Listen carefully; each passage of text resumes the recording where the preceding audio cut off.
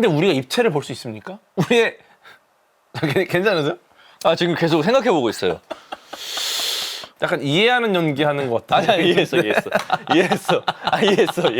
아 진짜 이해했어. 진짜로? 네. 근데 진짜 지금 채팅이 많이 올라오는데 뭐 궤도 옆에 뭐 궤도가 같이 뭐 이런 거 좀 빼고 해주세요. 말해주세요. 그냥 잘생겼다 이러면 되는데 궤도가 옆에 있으니까 확실히 잘생겼네. 아 그럼 우리 둘 다 기분이 나쁜 거 아니야? 아니 나는 확실히 나빠.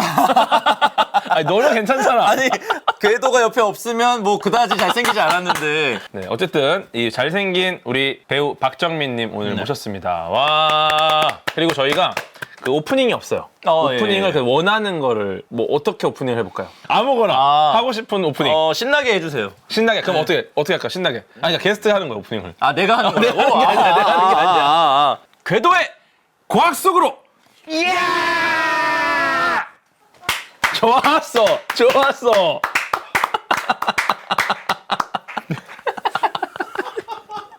예, 오늘의 게스트 배우 박정민님입니다. 네 안녕하세요.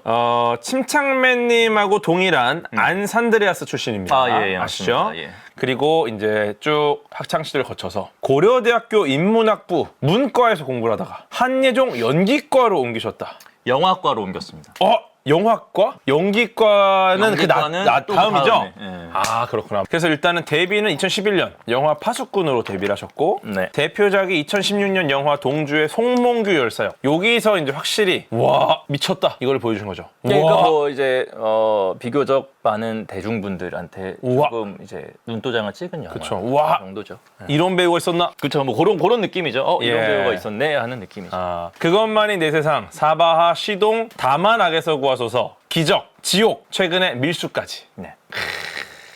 최근에 밀수가 500만 명 관객을 동원하셨고 예 맞습니다. 이 손익분기점이 400만 명이었죠? 예, 뭐 예, 그 이 정도 정도. 굉장히 네. 또 지금 영화 시장이 너무 안 좋은 상태다 보니까 네, 맞아요. 지금 요 정도면 거의 엄청난 지금 쾌거죠. 쾌거죠, 진짜 네, 쾌거죠. 네. 뭐 반응은 어때요? 제가 지금까지 개봉해서 이렇게 나온 한 영화 중에 네. 주변 사람들의 연락을 가장 많이 받은 영화. 잘 돼서 축하한다 이런 거. 영화를 봤다. 영화를 봤다. 재미있더라. 뭐 그런. 이제 또 하얼빈, 네. 전란, 네 계속해서 또 준비가 되고 있죠. 이제 다 찍어놓은 거는 하얼빈 음. 그리고 머니게임이라는 이제 시리즈. 아 네. 맞다. 하얼빈은 내년? 하얼빈은 이제 내년이 될 그쵸. 테고. 네. 어허, 그렇군요. 그리고 지금 이제 전란이라는 영화 음. 찍고 있고 이거는 넷플릭스 공개하는 영화고 이건 아마 내년 말이나 뭐 후년 초 이렇게 돼야 되지 않을까. 그렇군요. 좀 시간이 걸릴 수 있다. 예. 현재 온라인 커뮤니티 상에서는 치마안의 굿즈왕국으로 활동을 하고 계시고, 그렇죠. 굿즈왕국의 국왕으로 활동하고 계시고, 예. 오프라인 커뮤니티는 배도라지에서 활동을 많이 하고 계시고, 예, 네, 베드라지와 좋습니다. 이제 자동문 축구단. 자동문 축구단도. 네. 맞아요. 네, 지금도 축구 나가세요? 축구 안 나간 지 꽤 오래됐고요. 촬영 시작하면서 못 나갔고. 그렇구나. 그 사람들과 밤에 롤을 하죠. 롤은 지금 잘 하고 계십니까? 저는 이제 잘한다고 생각을. 지금 티어가 그러면은 아이언 2. 아이언? 그러니까 좀 이상해요. 오, 이게 원딜은 와. 어쩔 수 없어. 이게 서포터가 잘해줘야 돼. 아이언 오랜만에 만난다. 서포터가 자꾸. 아이언 그러니까 2. 지금 아이언 2는 임시 티어입니다. 아직 배치가 안 끝났어요. 배치 중. 네, 배치가 안 끝났어요. 그렇군요. 아이언 실력은 아닌데. 그러니까요. 근데 저 때도 이제 브론즈에 있던 분들이 다 그 얘기를 하세요. 브론즈에 있는 걸 이 인지 부조화가 일어나. 아니야. 내가 왜 이거는 브론즈에 있지? 제가 T1 아카데미에 다녔었잖아요. 네. 거기 선생님께서 어. 정민이 형님은 절대 아이언 실력이 아닌데요? 거기 유료예요? 유료지. 그 돈을 내면 원래 그래. 나 근데 저한테만. 저한테만 그렇게 아니, 얘기를 했고. 원래 그래. 절대 아이언 실력이 아닌데요. 아니, 헬스장 가면은 이거는 실버라고 해도 이상하지 않은데요? 라고 하셨거든요. 그때. 아니, 돈 내고 하면 원래 그래요. 아니야. 근데 다른 사람한테 우리 그 얘기 운동할 안 했단 때도 말이에요. PT 개인 PT 붙이면은 와 너무 잘하신다. 나 지금 막 앉았는데 아니 이미 칭찬하면서 와 너무 잘하신다 회원님. 나 인제 앉았는데. 아니야. 우리 박정민 배우님의 인생 질문을 제가 좀 받았는데 일단은 첫 번째 질문이 요겁니다. 요거. 그 오펜하이머 보니까 그 제가 정확하게 뭐 무슨 용어들은 기억이 안 나는데 예. 그 이제 안에 동그란 거 넣고 예. 거의 화약을 이렇게 딱 퍼즐처럼 하잖아요. 그리고 그거를 오차 없이 동시에 딱 터져야 되는데. 그쵸. 네. 근데 그때는 컴퓨터가 이렇게 발달할 때가 아니잖아요. 그쵸. 손으로 하는 거. 그게 어떻게 가능하니? 영화 오펜하이머 보신 거죠? 네, 봤죠. 어떠셨습니까 영화? 저는 정말 요즘 본 영화 중에 제일 좋았어요. 최고였다. 네. 와. 근데 이제 그 혹시 심튜브의 제 오펜하이머는 보셨습니까? 봤습니다. 아. 저는 그때 그거 라이브로 봤습니다. 라이브로 보셨어요? 네. 어떠셨어요? 재밌었어요. 그리고 그 영상 되게 사람들한테 추천도 많이 했고 저는 너무 좋았죠. 지금 그 크리스토퍼 놀란 감독의 오펜하이머, 그 다음에 궤도 침착맨의 오펜하이머, 이 두 개의 오펜하이머 경쟁을 하고 있어요. 어디서요? 제 뇌피셜에서. 어. 네, 그래갖고 지금 궤도 침착맨의 오펜하이머가 관객 수 한 20만 정도 앞서고 있습니다. 그건 당연하지. 공짜잖아. 어젯밤 10시 20분 혹시 뭐라고 보셨죠? 롤. 그때 SBS 안 보셨나요? 네. 거기 이제 과몰입 인생사라고 침착맨과 궤도가 동시에 출격한 예능입니다. 그래요? 주제 오펜하이머. 그거까지 보셨어야 돼요. 우려먹었네? 아니야, 또 달라요. 또 달라요? 대체 역사. 아. 오펜하이머의 삶을 따라가다가 요렇게 선택을 바꿔서? 하게.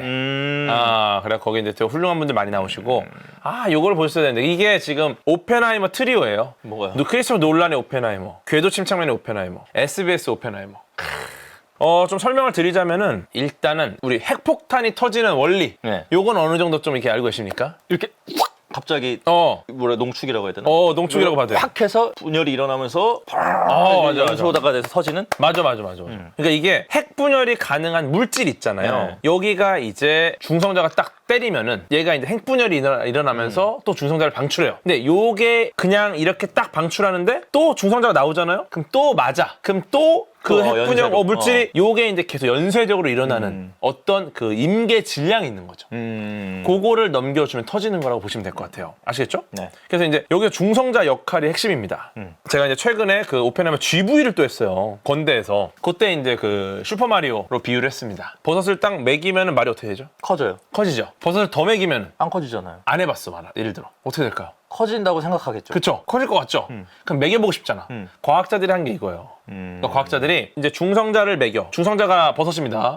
버섯을 내리면 이제 점점 이제 무거워질 거라 생각을 하는데 그 당시 이제 우라늄이라는 이 원소가 있습니다. 얘가 이제 자연상에서 발견된 가장 큰 슈퍼마리오야. 계속 먹이면 이제 점점 커지는데 여기서 하나 더 먹여볼까? 그러면 더 큰 마리오가 되나? 딱 먹였어. 먹였더니 어떻게 됩니까? 안 커지고 쪼개져요. 그리고 뭐야 이거? 쪼개지면서 버섯이 또 3개가 나와요. 이런 상황이 된 거예요. 그러니까 쪼개지고 버섯이 나오네? 그 옆에 있던 애가 또 마리오가 그걸 또 맞았어. 그럼 또 쪼개져. 이렇게 계속 쪼개지고 하는데 재미있는 건 쪼개질 때 예를 들어 마리오 하나가 마리오 둘로 쪼개집니다. 그러면 이제 마리오 1이 100kg. 그럼 둘 마리오 쪼개지면 얘가 50이면 얘는 몇이에요? 50. 그렇게 돼야 되는데 미세하게 몸무게가 줄었습니다. 그럼 이거 뭐야 이거? 이 질량 어디 간 거야? 여기에 이제 E는 MC 스퀘어가 들어오는 거죠. 그래서 E는 MC 스퀘어 사라진 질량에다가 광속의 제곱을 곱해주면 에너지가 나온다. 네. 이 에너지가 나온다는 걸 알아내는 거야. 과학자들이. 요게 이제 핵 분열. 이걸 이용하면 엄청난 에너지가 나오겠네? 왜냐? 버섯이 계속 나오니까 마리오만 주변에 충분하면은 잘하면 이거 엄청난 폭발이 일어나겠다. 여기까지 간 거죠. 요 기준이 되는 이 마리오의 양, 물질의 양을 우리가 임계 질량이라고 하는 겁니다. 예. 이 상황에서 이제 어떻게 보면 임계 질량을 넘겨줘야 우리가 생각하는 그 폭탄이 되는 거야. 근데 이걸 하려고 했는데 처음부터 이게 임계 질량을 넘으면 얘네가 그냥 폭발해버릴 거 아니야. 그러면 무기라는 건 뭐예요? 딱 준비를 했다가 순간에 딱 터져야 되는. 어느 순간 딱 내가 원할 때 나가야 되잖아. 예. 그래갖고 이제 좀 분리를 해놔, 임계 질량을. 그 다음에 이 총열 방식으로 이렇게 해갖고 탁 때리면은 임계 질량 넘는 순간 딱 시작돼. 요 방식을 해봤어요. 되네. 이렇게 하면 되겠다. 근데 이제 문제는 뭐냐면은 요렇게 둘로 나눴다가 딱 합칠 때 요때 우라늄을 굉장히 순도 높은 우라늄을 농축을 시켜야 돼요. 근데 계산을 딱 해봤더니 와 이게 너무 오래 걸릴 것 같은 거야. 이 순도를 이게 노가다거든요. 사실 노가다. 시간이 오래 걸려요. 굉장히 높은 순도를 만들려고 계속 분리를 해야 되는데 이게 오래 걸려요. 그러다 보니까 이제 이때 찾아낸 재료가 바로 플루토늄입니다. 그러니까 우라늄은 자연 상태 존재하는 물질인데 플루토늄은 인간이 만들어낸 물질이에요. 예, 그러다 보니까 요거는 우라늄에 비해서 분리나 농축이 좀 간단하다. 이걸 쓰면 좋겠다. 근데 이제 임계 질량도 우라늄보다 작아. 좋네. 근데 문제는 뭐냐면은 얘가 반응성이 좋아. 그래서 이제 총열형으로 만들면은 사실 이게 쉽지가 않은 거예요. 물론 이제 여러 가지 더 복잡한 설명이 있습니다. 예를 들어 총을 훨씬 크게 만들거나 뭐 다른 형태로 만들면 가능할 수도 있는데 그거보다 더 좋은 방법을 찾아야 되는 상황이었어요. 그러니까 이런 거야. 예를 들어 두 덩어리가 있어. 얘네가 딱 만나는 순간 임계 질량을 넘어. 그럼 빵 폭발. 요거예요. 근데 플루토늄은 얘네를 여러 덩어리를 만들어야 돼. 왜냐면은 얘네가 합쳐지는데 이미 반응을 시작해버리니까 예를 들어 50, 50은 안 돼.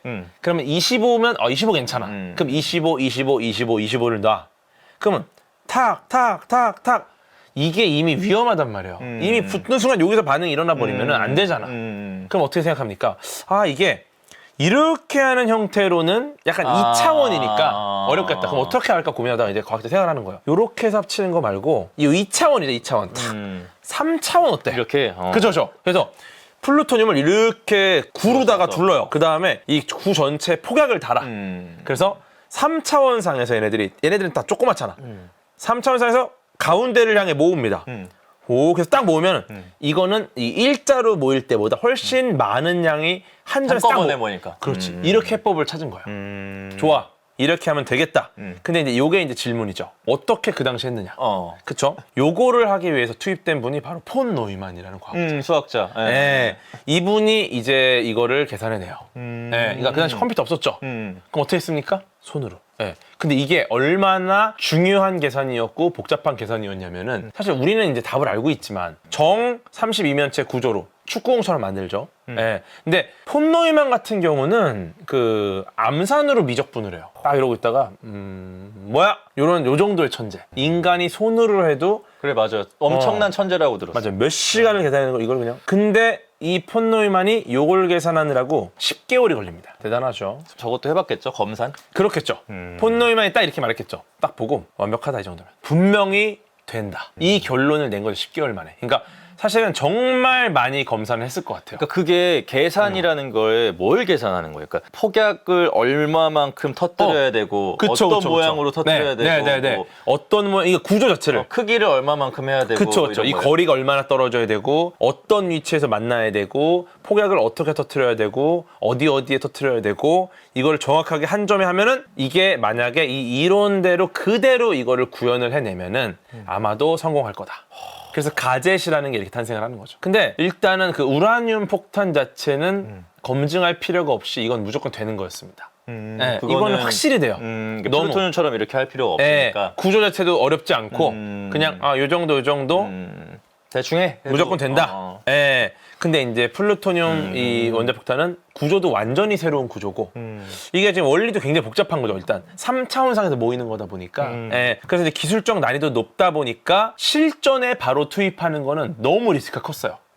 그래서 트리니티 실험을 한 겁니다. 그렇게 해서 계산했다. 이거 말씀드리면서 알겠습니다. 첫 번째 인생 질문. 네네. 그게 굉장히 예. 궁금했고. 아무튼 오펜하이머는 저는 이 시대에 굉장히 필요한 영화였고 굉장히 중요한 역할을 하는 영화인 것 같다라는 생각을 했습니다. 사실 두 번째 질문이 지금 거의 하이라이트입니다. 이거는 제가 정말 오랫동안 궁금했던 질문인데 네, 질문 한번 해주시죠. 4차원 세계의 우리는 그 이상의 차원을 상상할 수 없다고 들었는데 예. 우주는 11차원이라는 걸 어떻게 알 수 있나요? 시간 다음의 차원은 뭐고 11차원은 그럼 무엇으로 이루어진 건가요?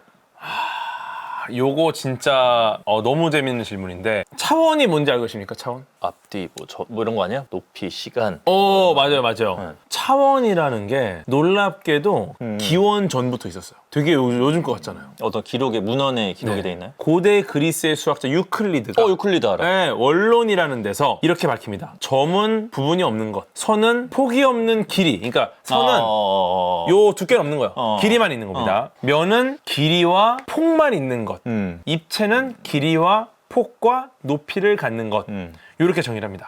즉 점은 0차원, 선은 1차원, 면은 2차원, 입체는 3차원. 그럼 여기서 왜 0, 1, 2, 3이 붙은 걸까? 점이 연속하면 선이고 뭐 그런 거 아니에요? 선이 비슷해. 선이 연속하면 면이고 비슷해. 면이 연속하면 입체고 뭐. 맞아요. 그래서 프랑스 철학자 르네 데카르트 알죠?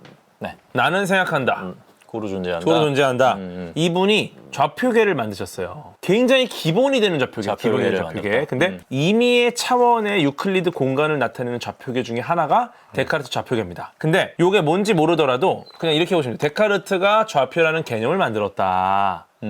좌표라는 게 뭐냐? 무언가의 정확한 위치를 결정한다라는 개념. 이게 좌표계입니다. 정확한 위치. 여기에 차원이라는 개념이 나오는 겁니다.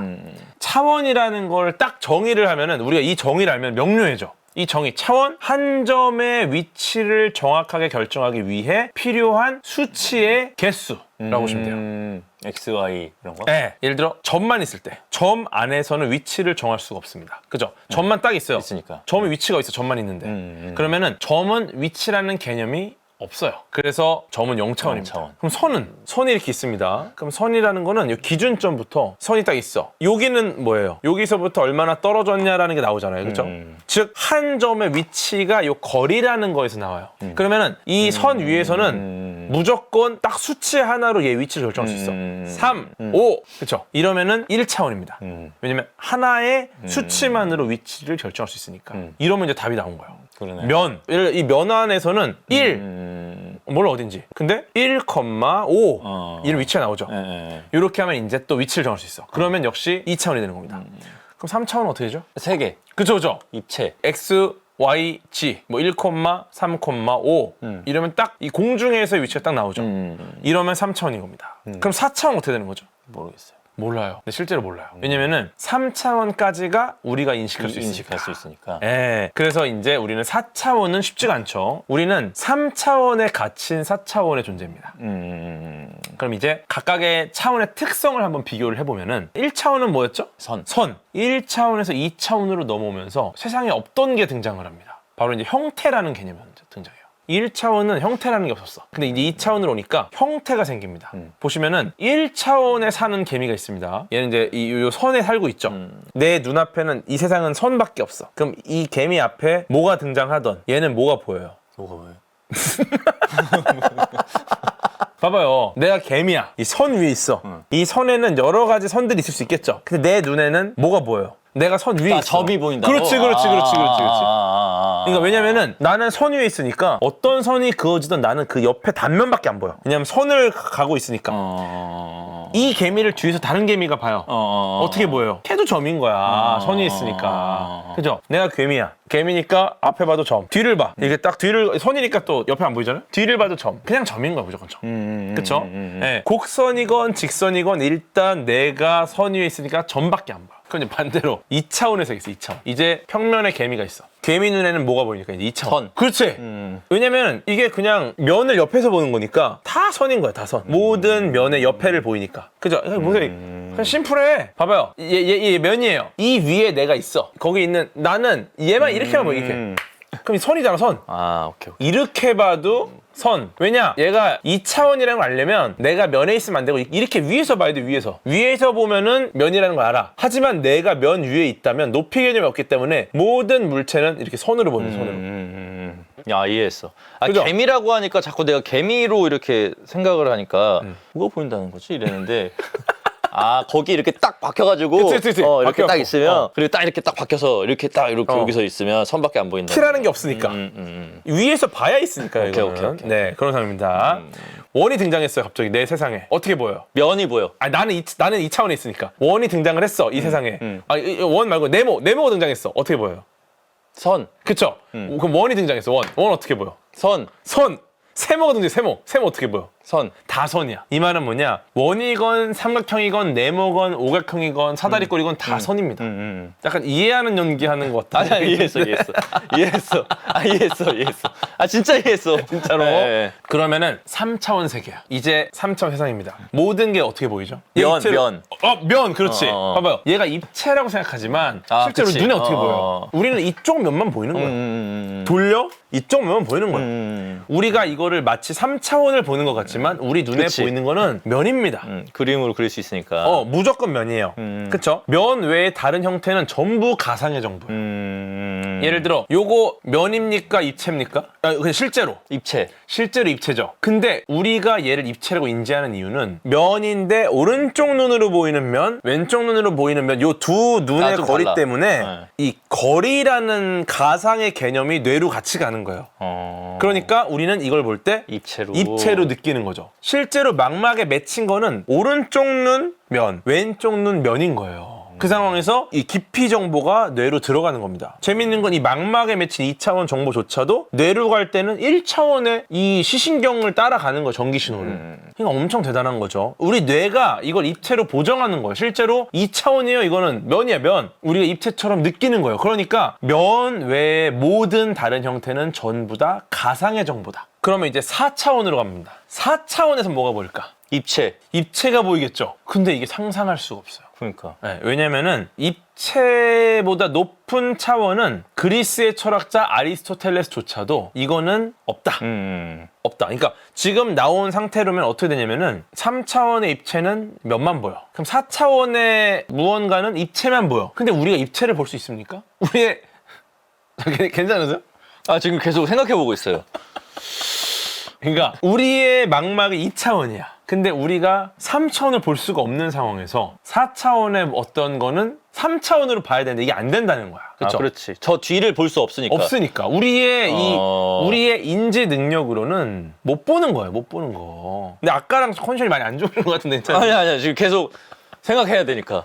이걸 빨리 나는 인생 질문이기 때문에 아, 완벽하게 터득을 하고 가야 되잖아. 이게 지금 너무 중요한 질문이기 때문에 이건 가야 된다. 아, 이해를 하고 그냥 왜 이러고 갈 수 없잖아. 아, 맞습니다.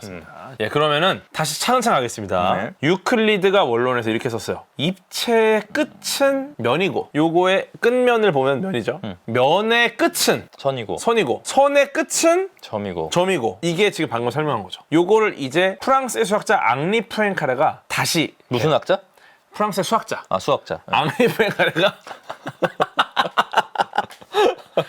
아, 오늘 방송 계속 할 수 있습니다. 아니, 프랑스 예술학자라고 해서 예술학자가 뭐 갑자기 나오지 않는데, 아, 프랑스의 수학자. 예, 알겠습니다. 네. 지금 무슨 차이냐면은 유클리드는 지금 이 입체부터 내려와요. 입체의 끝은 면, 면의 끝은 선, 선의 끝은 점. 이러면 딱 끝났잖아. 이러면은 더 이상 내려올 게 없어. 정리 끝. 근데 이제 앙리 프랭카레가 반대로 갑니다. 그러면 거꾸로 다시 생각하는 거꾸로 거구나. 다시 올라가는 거야. 왜냐면 위에서 내려온 거는 그 이상의 고차원을 못 가니까 밑에서 올라가는 겁니다. 그래서 끝이 0차원 점이 되는 거는 선. 1차원. 네, 1차원. 네. 끝이 1차원 선이 되는 거는 2차원. 그러면 끝이 2차원 면이 되는 거는 3차원. 3차원. 끝이 3차원 입체가 되는 것을 4차원. 4차원이라고 정의한 거예요. 이걸 이용해서 이제 4차원을 한번 상상해 보는 겁니다. 보세요. 점을 이렇게 움직여. 그럼 뭐가 돼? 선. 선. 그럼 선을 이렇게 움직여. 뭐가 돼? 2차원. 네, 1차원을 움직이면 2차원이 돼요. 그럼 이거 면을 움직여. 뭐가 돼? 3차원. 그쵸. 면을 움직이면 이게 쫙 움직이면서 만들어내는 이 형태가 3차원이죠. 입체. 그러면 3차원 이걸 움직여. 그럼 뭐가 돼? 이걸 움직여. 4차원. 3차원. 4차원이 돼요. 근데 지금 왜 어렵냐면 보세요. 점을 움직여. 선을 움직여. 면을 움직여. 입체를 움직여야 되는데 문제는 지금 움직이는 차원이 4차원이면 안 되는 거예요. 지금 보세요. 점은 0차원입니다. 점을 움직인다라는 거는 지금 이 점이 있는 0차원이 아니라 다른 형태로 움직이고 있는 거예요. 그러니까 선이라는 1차원이 돼요. 근데 1차원의 선, 얘도 지금 1차원이잖아요. 얘가 자기가 속한 차원이 아닌 다른 방향으로 움직이니까 면이라는 2차원이 돼요.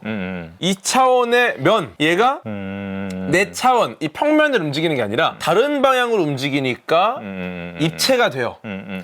그럼 입체가 움직여야 되는데 예를 들어 얘가 움직일 수 있는 방향이 X축, Y축, G축밖에 안 되잖아. 그러니까 얘는 지금 우리 세상에 존재하는 3차원의 방향으로 움직이면 안 돼요. 안 돼. 그러면 4차원이 안 돼. 어떻게 되느냐? 얘가 움직이는 방향은 우리가 알 수 없는 방향이어야 돼. 이 말은 뭐냐면은 못 만들어요, 이렇게는. 그래서 이거를 우리가 모르는 방향으로 움직인다? 이게 만약에 가능하자면은 이게 입체의 다음 단계인 초입체가 됩니다. 이렇게 만드는 형태가 바로 테서렉트라는 겁니다.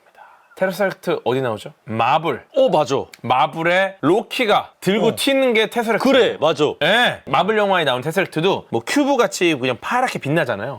이거는 실제 테서렉트는 아닌 거예요. 3차원 공간에 속하지 않은 전혀 새로운 방향으로 움직이는 어떤 정육면체가 바로 테서렉트다. 네, 그럼 다시 차근차근 가볼까요? 좀 더 이제 다른 형태로 접근합니다. 선은 또 그걸로 가요? 아니 이거 좀 다른 방향, 다른 방향. 오케이. 이해를 해야 되니까 우리가. 네. 네. 선. 선의 양쪽 끝은 뭐가 있죠? 점. 그렇지. 이제 됐어.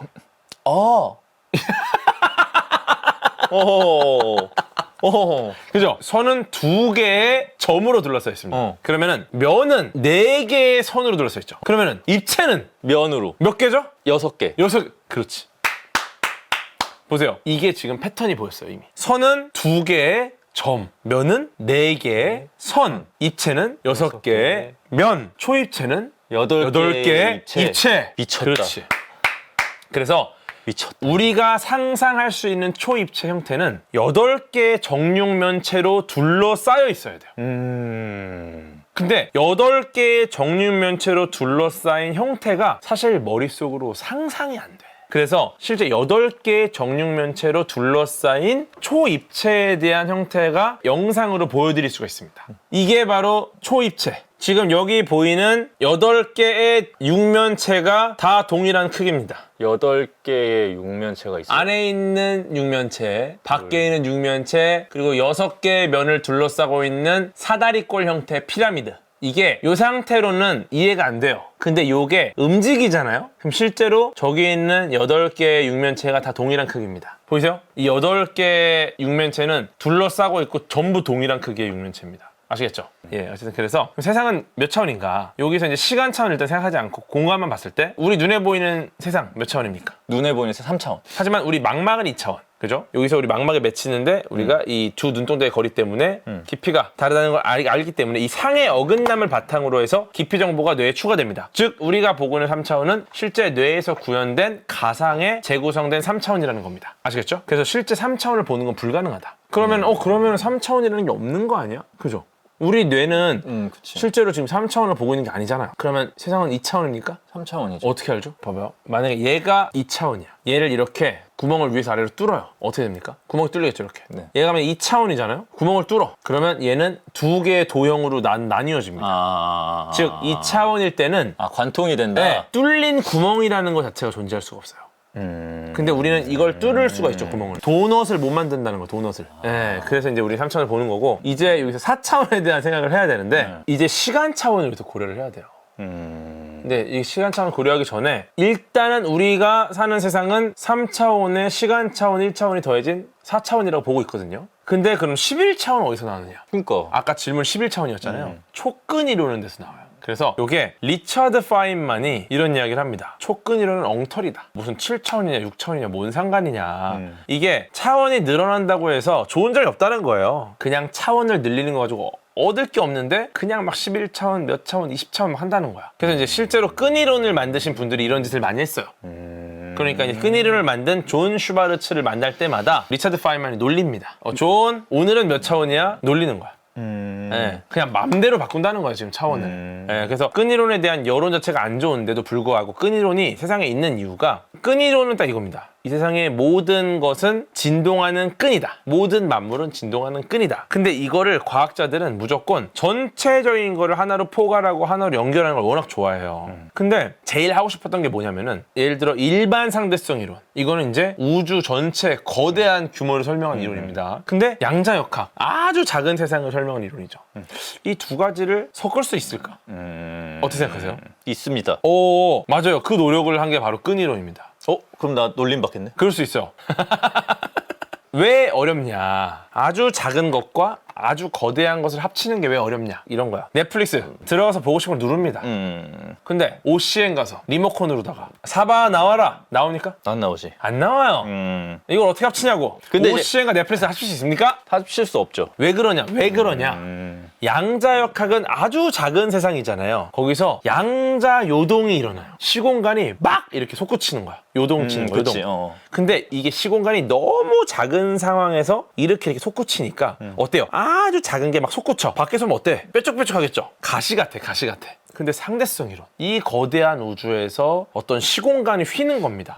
굉장히 크잖아요. 네. 시공간이 이렇게 확 휘는 거야. 가시처럼 요동치는 요 시공간은 휘기가 힘들어요. 그렇죠? 휜다는 것 자체가 뭐냐? 휜다는 것 자체가 이미 부드러운 곡면입니다. 예를 들어 뭐 선인장 휠 수 있습니까? 쉽게 말해서 매끈매끈하게 이렇게 부드럽게 휘는 형태를 만들 수 있느냐. 근데 선인장은 우리가 이 가시를 다 자르지 않는 이상 부드럽게 휘게 만들기 쉽지 않잖아요. 그죠? 즉 양자역학의 삐쭉삐쭉한 세상을 우주의 상대성 이론이 적용되는 이 부드러운 공면 세상으로 만들기는 쉽지 않다. 그죠? 그래서 이제 과학자들은 작은 세상에서는 양자역학을 쓰고 큰 세상에서는 일반 상대성 이론을 썼어요. 이렇게 해서 서로 분리해서 결과를 냈어요. 그래서 이제 문제가 없었어. 우리 모두가 행복했어. 이 상황에서 이 모두가 해피한 이 상황을 무너뜨리는 존재가 등장합니다. 바로 블랙홀. 블랙홀은 뭐죠? 질량이 큰 행성이 좋아. 없어지면서 이게 이제 중력에 의해서 그렇죠, 그렇죠. 다 여기를 안으로 쏙 이렇게 쫙 작아져. 말려 들어가는 거예요. 쫙 작아져. 예, 거기서 이제 엄청난 에너지가 나오면서 그쵸. 빨아들이는 거예요. 그쵸, 그쵸. 중력만 남아있는 한 점에 모든 게 뭉쳐져 있는 그 상태. 너무 좋죠. 블랙홀이 쉽게 말해 지름이 몇 광년인 애들도 있거든요. 빛의 속도로 몇 광년을 가야지 끝으로 갈 수 있어. 블랙홀은 큽니까 작습니까? 커요. 엄청나게 커요. 엄청나게 거대한 별이 만들어낸 천체야. 근데 블랙홀이 이제 한 점에서 모이잖아요. 요 점은 어때요? 어떤 크기예요? 작아요. 크기가 없어. 없어. 양자역학이야 거의. 그러니까 실제로 엄청나게 거대한 천체인데 특이점 안쪽의 중심부는 정말 작은 거예요. 그러니까 이거 뭐야? 일반 상대성 이론을 적용해야 돼? 양자역학을 적용해야 돼? 이런 상황이 돼버려요. 그러니까 이 두 가지를 연결할 수 있는 이론이 없으면 이걸 설명할 수 없는 거예요 지금 블랙홀은. 그래서 끈 이론이 등장을 한 겁니다. 그 끈이 우리가 말하는 그 끈을 말하는 거예요. 맞아요. 실제 끈, 스트링?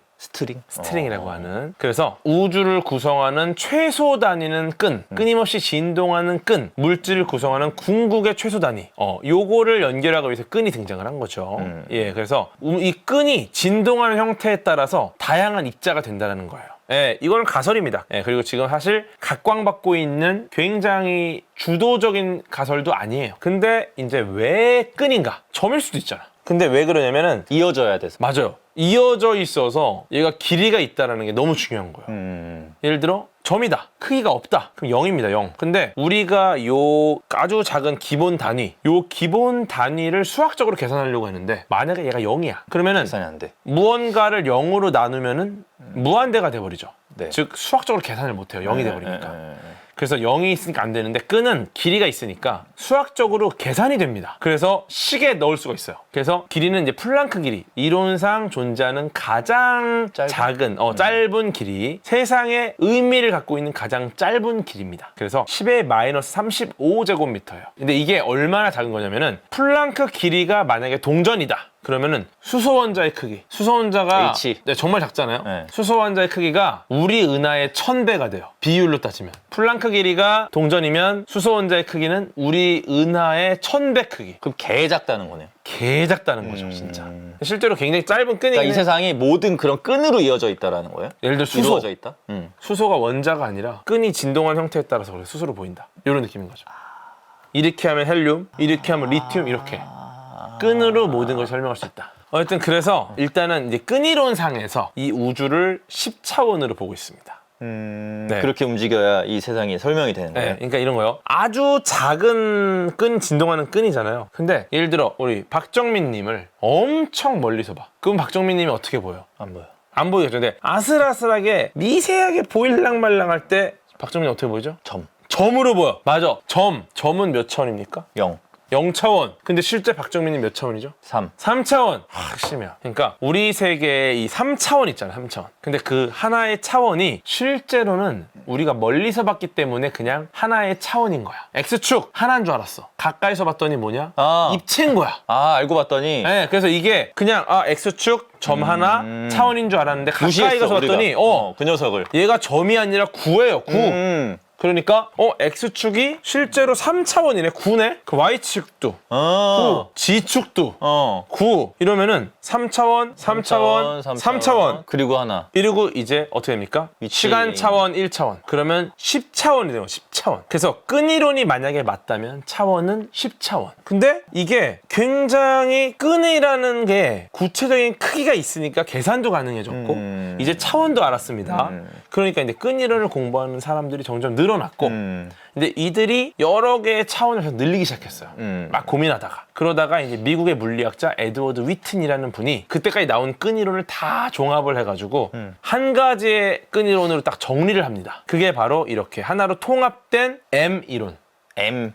요게 위튼이라는 사람의 W를 뒤집어서 M으로 만들었다는 분도 계시고 아니면 멤브레인, 막 이론이라고 부르는 분도 계세요. 이렇게 에미론이 등장을 하면서 11차원으로 정리가 됩니다. 왜 또 하나 늘어났어요? 왜냐? 이 멤브레인, 막이라는 개념을 넣어요. 에드워드 위트니. 이 막. 네, 그래서 3차원, 3차원, 3차원에서 9차원, 여기다가 1차원의 시간을 더해서 10차원, 이거다가 여기다가 하나의 막을 넣어요. 이 10차원이 막 위에 있다는 거야. 막 위에 있다고? 예. 그 이 길을, 막 길을 위에 막에? 10차원이 존재한다. 그래서 총 11차원. 이 막은 차원이나 크기에 따라 자유롭게 바뀔 수 있는 막인데 이게 11차원으로 정리를 할 수 있다. 근데 시간 차원이 왜 1차원인지는 뭐 설명을 간단히 드릴까요? 네. 1차원이 뭐죠? 선. 선이라는 거는 어떠한 방향성이 있습니다. 어떤 시간 순으로 정리가 될 수 있는 정렬이 돼요. 근데 만약에 시간이 2차원이다. 면이 됩니다. 그러면 돌아올 수가 있어. 아니 선도 이렇게도 가고 이렇게도 갈 수 있죠. 근데 이제 선만 있을 때는 순환하는 형태를 만들기가 쉽지가 않아. 예를 들어 동그라미 같이. 그죠? 그리고 면이 있을 때는 이제 그런 형태가 가능해진다. 오케이. 뭐 그렇게 그런 식으로 이해하고 넘어가는 그냥 거고. 이렇게. 네. 그러면은 시간이 만약에 2차원이 되게 되면은 우리는 지금처럼 이렇게 흐르는 방향이 아니라 순환하는 형태가 될 수 있습니다. 시간이. 그러니까 시간은 1차원으로 보고 있습니다. 아시겠죠? 오케이. 그렇게 해서 우리는 초끈이론, 끈이론에서는 11차원으로 보고 있다. 이거를 아마 어디선가 들어보신 거 아닌가. 네, 그래서 이 우주를 11차원으로 설명하는 거는 이러한 사유로 우리가 지금 11차원으로 보고 있습니다. 그래서 요게 그거 사실은 인생 질문이 하나 더 남았어요. 근데 요거는 다음번 방문 때를 위해서 남겨놓겠습니다. 네, 오늘 재밌었습니다. 재밌었습니다. 정말로 이 정도로 유익할 줄 몰랐어요. 진짜로? 네. 궤도의 과학 속으로 끝났다!